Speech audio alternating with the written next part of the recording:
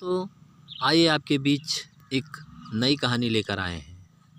आज की इस कहानी का नाम है रहस्यमय मूर्ति। यह एक रहस्यमय कहानी है। अगर आपको हिंदी कहानी, मोरल स्टोरी या अच्छी कहानियाँ सुनने का शौक़ है तो इस कहानी को पूरा ज़रूर सुनिए। तो चलिए दोस्तों, हम आप लोगों को कहानी की तरफ लेकर चलते हैं। गुड्डू जयपुर के पास के गांव में अपनी बूढ़ी माँ के साथ रहता था। वो छोटी छोटी मूर्तियाँ और खिलौने बेचकर अपना घर चलाता था। गुड्डू: अरे माँ, क्या हुआ? तुम रो क्यों रही हो? माँ: बेटा, वो जमींदार आया था। तुम्हारे बाबा ने उससे कुछ 50,000 रुपये का कर्जा लिया था। वो अब सूद समेत मिलाकर 1.5 लाख हो गया है। हम इतने पैसे कहाँ से लौटाएंगे बेटा? उसने बस 2 हफ्ते का वक्त दिया है, वरना ये घर खाली करना होगा। गुड्डू: माँ, तुम रोना बंद करो, मैं कुछ करता हूँ, तुम फिक्र मत करो।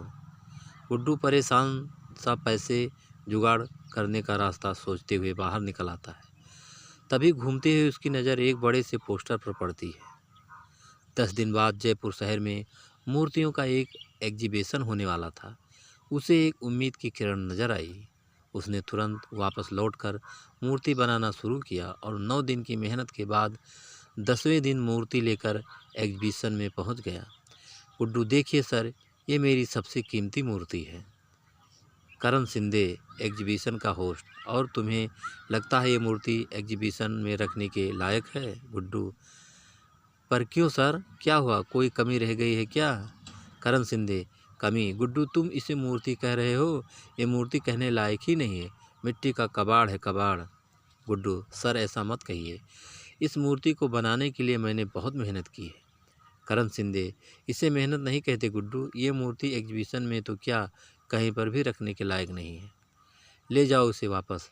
ये मूर्ति सिर्फ कचरे के डिब्बे में फेंकने लायक है। ले जाओ इसे यहाँ से। गुड्डू की आंखें भर आई। अपनी मेहनत को इस कदर अपने सामने बिखरता देख वो बहुत दुखी हो गया। गुड्डू ने आंखों में आंसू लिए उसे देखा और अपनी मूर्ति के टुकड़ों को समेटकर वहाँ से निकल गया। उसके जाने के बाद करण सिंधे खुद से ही बात करने लगता है। करण सिंधे: अपने हैसियत देखकर पूरे किए जाते हैं और तुम्हारी इतनी हैसियत नहीं कि तुम इस एग्जीबिशन में अपनी मूर्ति रख सको, समझे? चाहे कितनी ही खूबसूरत मूर्ति बना लो, गरीबी तुम्हें कभी ऊंचा उठने ही नहीं देगी और मुझसे आगे तो तुम कभी नहीं निकल सकते। गुड्डू रोता हुआ बाहर चला जाता है और सोचने लगता है कि अब वो क्या करे। वो माँ से वादा करके आया था, वो पूरे पैसे लेकर आएगा। अब वो माँ को क्या जवाब देगा? गुड्डू: कोई फ़ायदा नहीं हुआ इतनी मेहनत करने का, सब बर्बाद हो गया। मेरी महीनों की मेहनत बिखर गई। वो उस टूटी हुई मूर्ति को गुस्से से वहीं पर फेंक देता है और वहाँ से आगे बढ़ जाता है। बस कुछ ही दूर जाने के ही बाद वो वापस पलट कर देखता है। उसे अपनी मूर्ति से बहुत प्यार है, जैसे उसका ही हिस्सा हो। वो ऐसे कैसे उसे फेंक सकता है? गुड्डू: चाहे जो भी हो, चाहे मैं कितनी बार ही असफल रहूं, पर मेरी मूर्ति मैं नहीं फेंक सकता। एक दिन यही मुझे कामयाब बनाएगी। हाँ। गुड्डू ऐसे ही इस मूर्ति को लेकर वहाँ से निकल जाता है। शाम हो चुकी थी। वो दूसरे शहर से यहाँ आया होता है, इसीलिए फ़िलहाल उसके पास रहने का कोई ठिकाना नहीं होता है। गुड्डू बहुत थक गया होता है, इसीलिए वहीं बेंच पर पीठ लगाकर एक झपकी लेने लगता है। गुड्डू काफ़ी देर तक सोता रहता है और फिर अचानक एक आवाज़ के साथ उठता है। गुड्डू: कौन है, कौन? पर वहाँ कोई नहीं होता है। अचानक गुड्डू की आंखें हैरानी से बड़ी हो जाती है जब वह अपने सामने अपनी मूर्ति को देखता है। गुड्डू: ये मूर्ति तो टूट गई थी, ये वापस ठीक कैसे हो गई? वो मूर्ति के पास जाता है और उसे छूकर देखने लगता है। गुड्डू: ये तो सच में पूरी हो गई, पर ये हुआ कैसे? ये तो पूरी तरह टूट गई थी। गुड्डू अच्छे से ऊपर से नीचे तक, आगे से पीछे घूमकर उस मूर्ति को देखता है और फिर अचानक खुशी से उसकी आंखें चमक जाती है। गुड्डू: ये तो चमत्कार हो गया, मेरी मूर्ति ठीक हो गई, मेरी मूर्ति। गुड्डू खुश होते हुए उस मूर्ति को गले से लगा लेता है। गुड्डू: कोई बात नहीं, अगर इस बार मैं सफल नहीं हुआ पर तुम ठीक हो, ये मेरे लिए बहुत बड़ी बात है। वैसे भी शहर में मैं किसी को नहीं जानता, तो आज यहाँ रुक जाता हूँ, सुबह होते ही चला जाऊँगा। गुड्डू उस मूर्ति को एक पेड़ के नीचे खड़ा करके एक दुकान पर कुछ खाने के लिए लेने चला जाता है। थोड़ी देर बाद जब वो वापस आता है तो हैरान रह जाता है। गुड्डू, मेरी मूर्ति कहाँ गई? यही तो थी मेरी मूर्ति, मेरी मूर्ति। गुड्डू वही खाने का सामान रखकर आसपास मूर्ति को ढूंढने लगता है और आसपास देखते हुए उसकी नज़र पार्क के गेट पर चली जाती है, जहाँ मूर्ति के पास एक औरत खड़ी होती है जो ध्यान से मूर्ति को देख रही होती है। गुड्डू, कौन हो तुम और मेरी मूर्ति को कहाँ लेकर जा रही हो? औरत, ये आपकी मूर्ति है? गुड्डू, हाँ, ये मेरी मूर्ति है और तुम इसे चुरा कर ले जा रही हो? औरत, नहीं नहीं, मैं तो यहाँ से गुजर रही थी और इस मूर्ति को यहाँ देखा तो बस रुक गई। मेरा नाम मधु है। गुड्डू, झूठ ऐसा बोलो जो पकड़ा न जाए। ये मूर्ति मैंने पेड़ के नीचे रखी थी। औरत, पर मैंने तो इसे नहीं देखा। गुड्डू उसे घूरने लगता है। गुड्डू, भला मूर्ति खुद को चलकर आई नहीं है, कोई इसे यहाँ लाया ही होगा ना। मधु, मुझे नहीं पता, पर आपकी ये मूर्ति बेहद खूबसूरत है। आपने खुद बनाई है? गुड्डू, हाँ, मैंने बनाई है, पर कोई मतलब नहीं। मधु, मतलब क्यों नहीं? कितनी खूबसूरत मूर्ति है ये, ऐसी और भी होंगी। आप इन्हें एग्जीबिशन में क्यों नहीं रखते? गुड्डू, कौन रखेगा मेरी मूर्ति को एग्जीबिशन में? वहाँ तो बड़े बड़े लोगों के राज हैं और मैं ठहरा छोटा सा मूर्तिकार। मधु, अरे इसमें छोटे बड़े की बात कहाँ से आ गई? बात तो तुम्हारे जादू की है। कितनी खूबसूरत मूर्ति है। तुम बहुत हुनरमंद हो। तुम्हारे हुनर में ऐसा जादू है कि मूर्ति बिल्कुल जीवित नजर आती है। गुड्डू, हुनरमंद होने का क्या फ़ायदा जब मैं कुछ कर ही नहीं सकता? हम गरीबों की मदद कौन करेगा? मधु, ऐसा क्यों बोल रहे हो? अगर तुम बुरा ना मानो तो मैं कल होने वाले एग्जीबिशन में तुम्हारी मूर्ति को रखवाना चाहती हूँ। गुड्डू, कल वाले एग्जीबिशन में? पर कैसे? कौन हैं आप? मधु उस मूर्ति को देखा और कुछ सोचने लगी। मधु, मैं एक मूर्तिकार हूँ, सिर्फ मूर्ति ही नहीं बनाती बल्कि उसकी भावनाओं को भी समझती हूँ और कल ये मूर्ति एग्जीबिशन में ज़रूर रखी जाएगी। अगले दिन एग्जीबिशन में गुड्डू की मूर्ति भी रखवाई जाती है और फिर किसी को गुड्डू का नाम नहीं पता होता, क्योंकि यह पहली बार हुआ था जब गुड्डू की कोई मूर्ति एग्जीबिशन में रखी गई।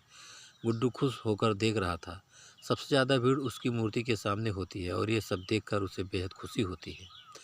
करण सिंधे ये सब देखकर उसके पास आता है। करण सिंधे, तुमसे कहा था ना कि तुम एग्जीबिशन में मूर्ति नहीं रख सकते, फिर किसने रखवाई ये मूर्ति? गुड्डू, आपने तो मेरी मूर्ति तोड़ ही दी थी और शायद आज मेरा यहाँ आना लिखा था। मेरी मूर्ति ठीक भी हो गई और मधु जी ने मेरी मूर्ति एग्जीबिशन में रखवाई भी है। करण सिंधे, मधु ये कौन है? गुड्डू, एक मूर्तिकार है, यहाँ एग्जीबिशन में है, शायद उनकी मूर्तियाँ भी हैं। करण सिंधे, यहाँ मधु नाम की कोई मूर्तिकार नहीं है और ना ही उसकी कोई मूर्ति है। गुड्डू उसकी बात सुन हैरान रह जाता है। वो इधर उधर देखता है पर मधु उसे कहीं नहीं दिखती। वो सारी मूर्तियों को भी देखता है पर उसे कहीं पर भी मधु की मूर्ति नहीं मिलती। गुड्डू, ये सब क्या हो रहा है? मधु नाम की कोई इंसान नहीं है, फिर वो कौन थी जो कल मुझे मिली थी, जिसने मेरी मूर्ति यहाँ प्रदर्शनी में रखवाई? गुड्डू परेशान सा वहाँ देख रहा था, तभी अचानक उसकी नज़र अपनी मूर्ति पर चली गई। मूर्ति का मुस्कुराता हुआ चेहरा देख गुड्डू को याद आने लगा। अचानक उसकी टूटी हुई मूर्ति का जादुई तरीके से ठीक हो जाना, फिर मधु का उससे मिलना, मूर्ति का प्रदर्शनी में आना और अब मधु का गायब हो जाना। उसे याद आता है कि मूर्ति कल अपने आप पार्क के गेट के पास पहुँच गई थी। गुड्डू सारी कड़ियाँ जोड़ता है। उसे एहसास होता है कि उसकी मूर्ति जादुई थी। शायद ये उसकी मेहनत और लगन का नतीजा था। गुड्डू, इसका मतलब ये सब मेरी मूर्तियों ने किया है, ये तो चमत्कार है। गुड्डू खुश हो जाता है। इतने में एक आदमी उसके पास आता है। आदमी, सुनिए, मेरा नाम यश पाटिल है, मुझे आपकी मूर्ति बेहद पसंद आई है। गुड्डू, माफ़ कीजिए, ये मूर्ति बेचने के लिए नहीं है।